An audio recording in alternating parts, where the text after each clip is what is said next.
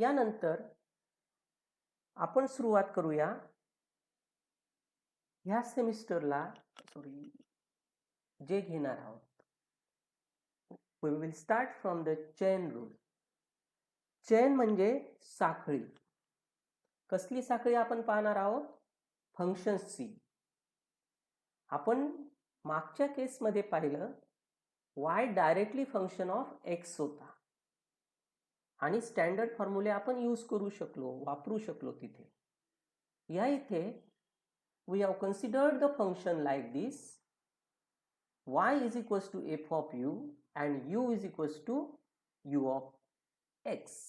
म्हणजे u जो आहे हा x चा फंक्शन आहे आणि y जो आहे तो u चा फंक्शन आहे. then dy by dx is equals to dy by du cross or into du by dx. म्हणजे y हा u चा फंक्शन आहे, त्याला आपण with respect to u differentiate करू आणि whatever the u is a function of x, we will differentiate u with respect to x. y हा u चा फंक्शन आहे, त्याला पहिल्यांदा u ने डिफरन्शिएट करायचं आणि u ला x ने डिफरन्शिएट करायचं आणि दोघांचं मल्टिप्लिकेशन म्हणजे derivative of y with respect to x, that is dy by dx. याचं प्रूफ घेऊया आपण. प्रूफ मध्ये as it is y be a function of u and u is a function of x, then provided that u is not constant, कारण की u जर constant राहिला तर value of this will be directly 0. So हे prove करण्यासाठी आपण x, u आणि y मध्ये स्मॉल इन्क्रिमेंट्स घेऊ. Delta x, delta y, delta u and delta y respectively. Let there be a small increment corresponding to x, u and y such that delta x, delta u, delta y respectively, and all the increments are not equal to 0. Here by mistake I have taken u here, it has to be delta u.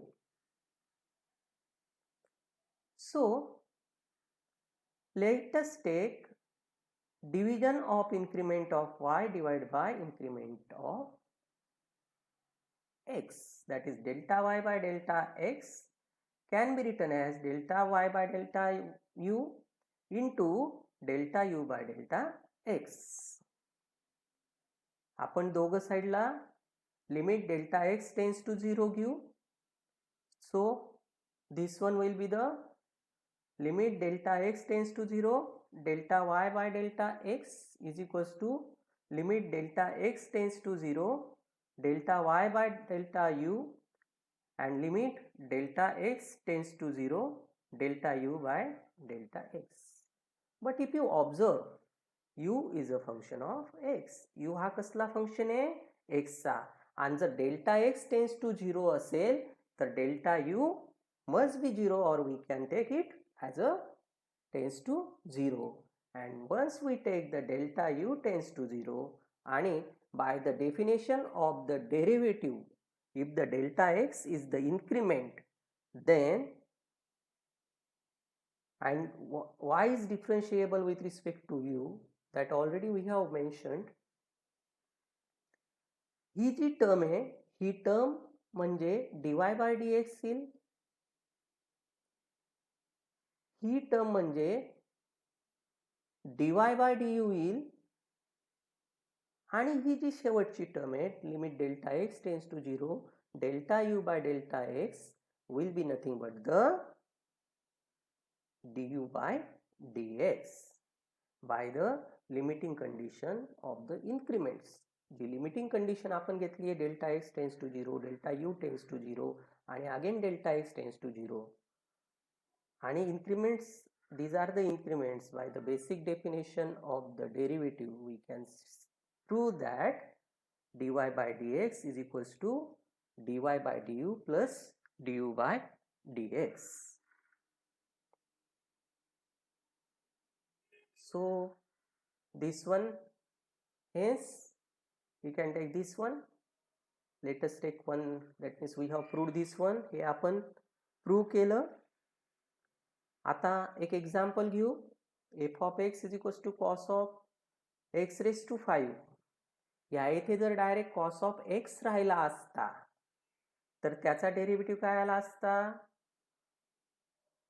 Minus sine of x. पण हे काय आहे? X raise to 5. That is x raise to 5 is the function of x. That is this is u of x. Therefore, this can be written as cos of u.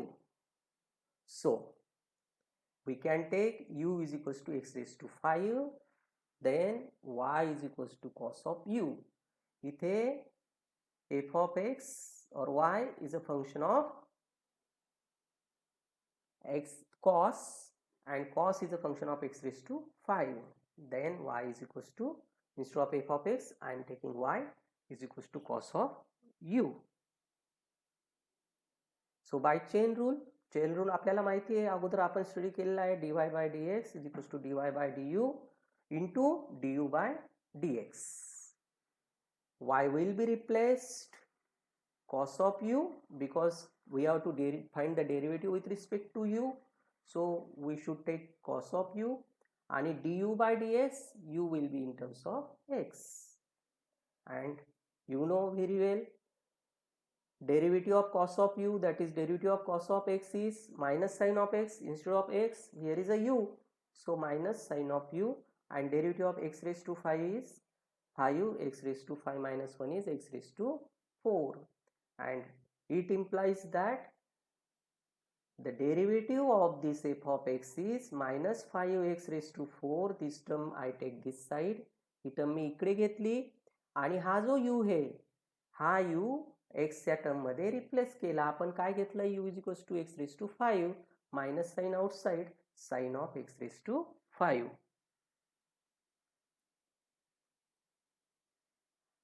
आपण previous case मध्ये घेतले फक्त दोनच function, that is y is a function of u and u is a function of x.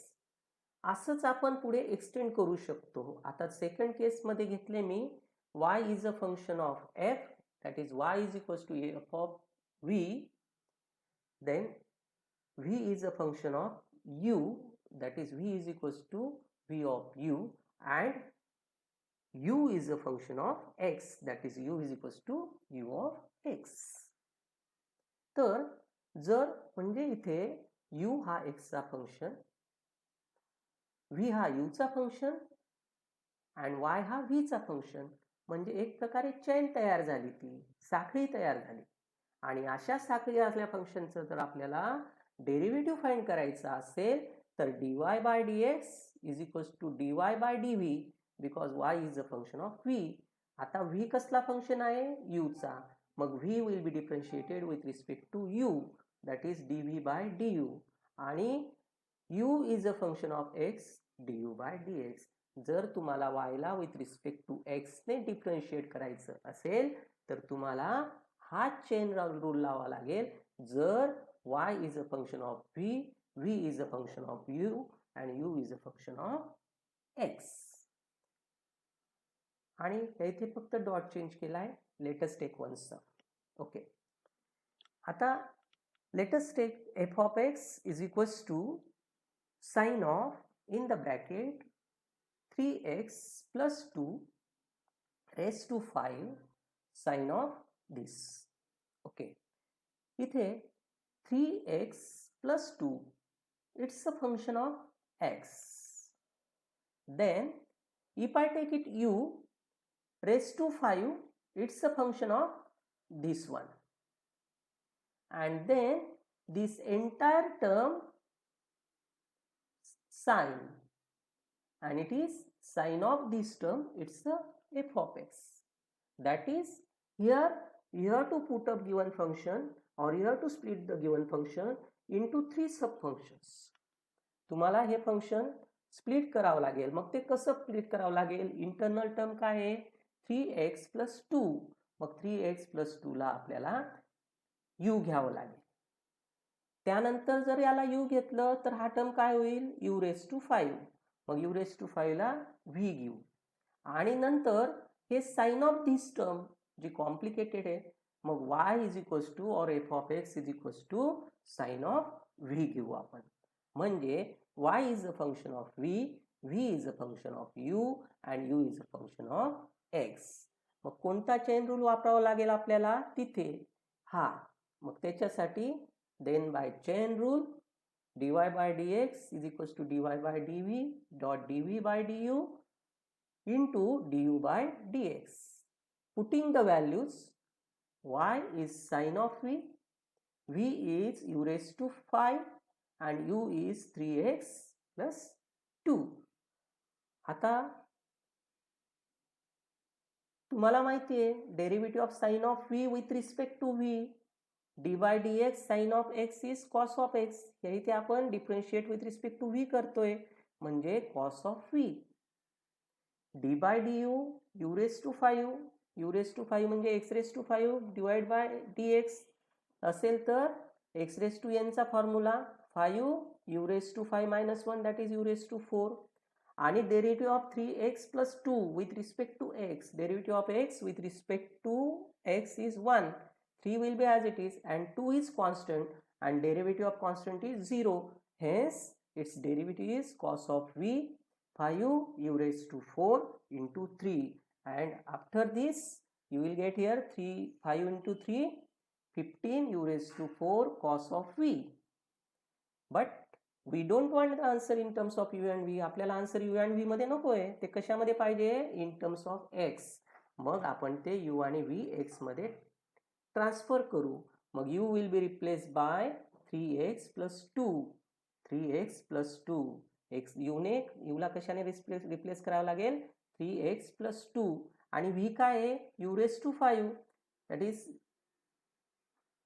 v will be replaced by u raised to 5, but परत आपल्याला u मध्ये नको आहे, म्हणजे u will be replaced by 3x plus 2 raised to 5 आणि हे final answer. It is nothing but the derivative of f of x, that is f dash of x or dy by dx. Next one, composite function की जे आपण मागच्या वर्षी study केले आहे. आता तुम्ही विचाराल आपण जे घेतलं हे कुठल्या टाईपचं फंक्शन होतं, तर मागच्या वर्षी ऑलरेडी स्टडी केलं आहे आपण की when f is the function of g and g is the function of h, such a function is called as the composite function. And while finding the derivative of the composite function, we use the chain rule. Now, some standard formulas of finding derivatives of standard composite functions. पहिलं composite function घेतलं आपण f of x raise to n, म्हणजे हा f of x हा एक function आहे आणि race to N हा अनादर फंक्शन आहे. मग याचा डेरिव्हेटिव्ह काय येईल, हा f of x raise to n, याला समजा आपण यू घेतलं, यू रेस टू एन, त्याचा डेरिव्हेटिव्ह काय येईल, n u raise to n minus 1 आणि d u by d x that is u dash. Instead of u dash we have taken here f of x raised to n minus 1 and derivative of f of x is f dash of x. It is nothing but the application of chain rule. Next one, under root of f of x. Under root of f of x already आपण पाहिलं आहे. under root of f of x ला आपण लिहू शकतो f of x raised to 1 by 2 आणि f of x raised to 1 by 2, f of x can be treated as a variable किंवा f of x is equals to u घेतला आपण raised to 1 by 2 म्हणजे त्याचा derivative काय येईल, 1 by 2 u raised to 1 by 2 minus 1, that is 1 by 2 u raised to minus 1 by 2, that is this one, 1 upon u under root of f of x. आणि derivative of u, that is derivative of this term with respect to x is f dash of x by chain rule. म्हणजे आपण under root of this function एक variable घेतला त्याचा derivative with respect to that variable घेतला आणि नंतर त्याचा derivative घेतला, that is f dash of x. नंतर पुढचं derivative of 1 upon f of x raised to n is, this one will go to up, that is already we have seen derivative of 1 upon x raised to n. आपण derivative of 1 upon x raised to n पाहिलं आहे, that is minus n upon x raised to n plus 1. पण आपण कसला derivative find करतोय, f of x चा. मग f of x raised to n plus 1 आणि by chain rule derivative of f of x is f dash of x. Next one, cosine sine and cosine, that is trigonometric functions. Sine of f of x, तुम्हाला माहिती आहे derivative of sine of x is cos of x. f of x ला एक variable मारा तर काय येईल त्याचा derivative, cos of f of x. आणि by chain rule derivative of f of x with respect to x, f dash of x. Similarly, derivative of cos of f of x, तुम्हाला माहिती आहे derivative of cos of x is minus sin of x. मग इथे आपल्याला काय find करायचं आहे, cos of f of x. So derivative of cos of f of x will be treated as a u. So derivative of cos of u with respect to u is minus sin of u, but u is f of x. That means minus sin of f of x and derivative of f of x into by chain rule f dash of x. Next one, you know derivative of tan of x is sec square x. Therefore derivative of tan of f of x is sec square f of x. Whatever the variable, instead of f of x you can take u, tan of u. Just in previous sum we have seen tan of u, derivative of tan of u is sec square u and derivative of u with respect to x is f dash of x, because we have taken u as a f of x, and derivative of f of x with respect to x is f dash of x. Similarly, sec of f of x, you know very well, derivative of sec of x is, sorry, it should not be minus, it should not be minus sec of f of x, tan of f of x and derivative of f of x. That means whatever the term here, don't consider, see here in each and every formula f of x, don't consider f of x while taking these outside functions. While taking outside functions, sec of f of x, tan of f of x, f dash of x. Then cosec of f of x, that is minus, kindly don't consider this minus, हे minus consider करू नका, माझ्याने चुकून झालेलं आहे ते. Minus cosec of f of x, cot of f of x into f dash of x. Then next, you know very well derivative of log of x is 1 by x. Instead of x, you have to take here f of x. So derivative of log of x is, log of f of x is 1 upon f of x and derivative of f of x is f dash of x. So by chain rule, derivative of log of f of x is f dash of x upon f of x. Here to the base e and here is to the base a. So by the property of logarithm, to convert it into the log to the base e, 1 upon log of a will be added and f dash of x upon f of x will be as it is. Derivative of cot of f of x is minus cosec square f of x into f dash of x. It is similar to sec or it is similar to tan, as it is only f of x is there. That's why derivative of this term with respect to f of x, that is derivative of cot, is minus cosec square x, instead of x is f of x, and by chain rule it will be a f dash of x, a raised to f of x. a raised to f of x, derivative of just like a raised to x, a raised to f of x, derivative of f of x is f dash of x, and since derivative of a raised to x is a raised to x, log of a, so log of a will be there. E raised to f of x is similar, e raised to f of x and derivative of f dash of x. Hence, these are the standard formulas. Let us take one sum. This one, let y is equals to under root of x square plus 5. Solution. I will use two methods. Instead of saying two methods, two ways. Method is the same. दोघं method मध्ये आपण chain रूलच use करतोय. फक्त वे chain rule एका method मध्ये अगोदर apply करतोय, दुसरी मध्ये नंतर करतोय. तर इथे let u is equals to x square plus 5. हा जो under root of x square plus 5 आहे, हा u घेतला म्हणजे y काय आला, अंडर रूट ऑफ u. म्हणजे y is a function of u and u is a function of x by chain rule. Similarly here I took as it is. In the method 1 I use the chain rule and here I differentiate directly.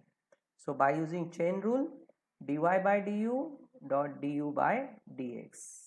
What is y now here? Under root of u, and what is u? X square plus 5. Here under root of can be written as raised to 1 by 2, and then I apply the chain rule in here, and here under root of u can be written as u raised to 1 by 2.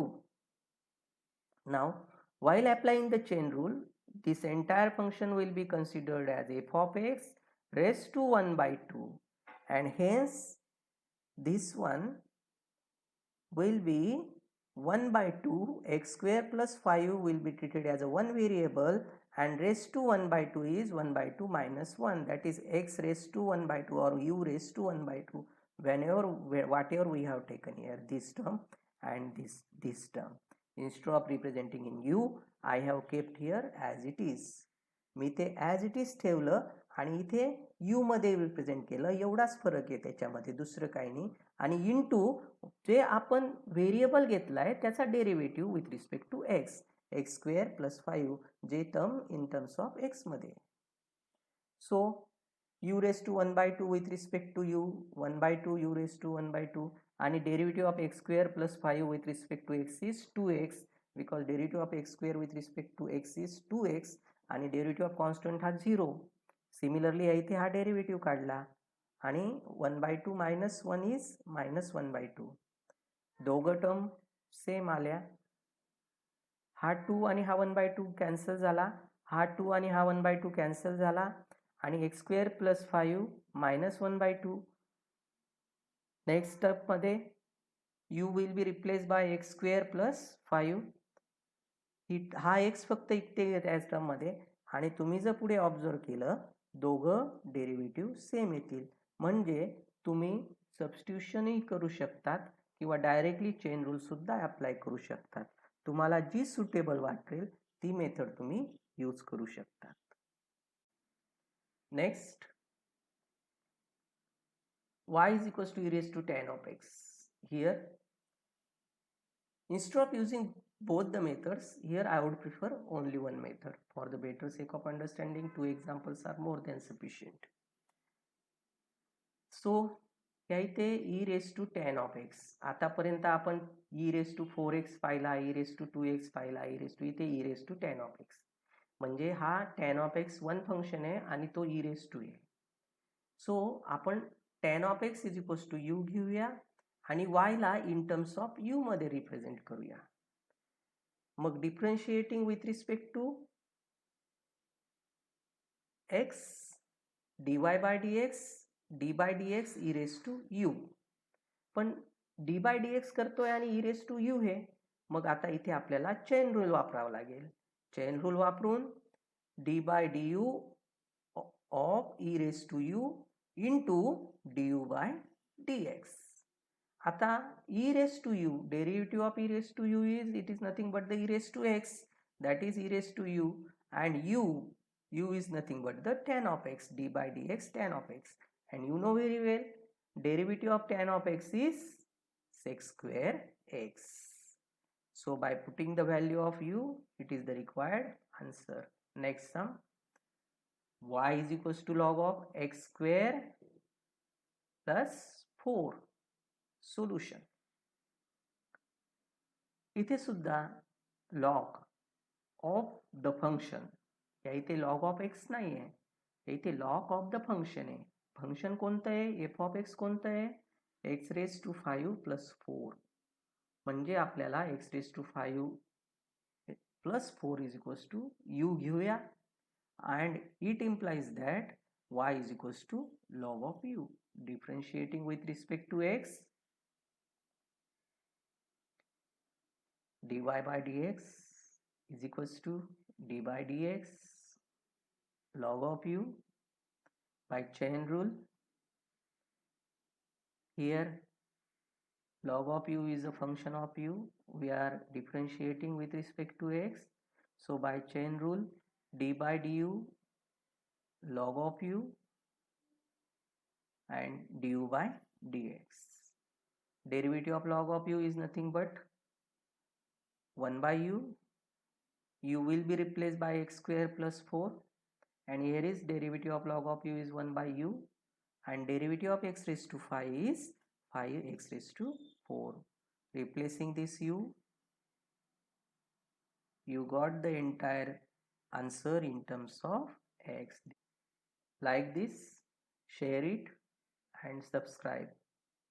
तुम्हाला हे कसं वाटलं सांगा.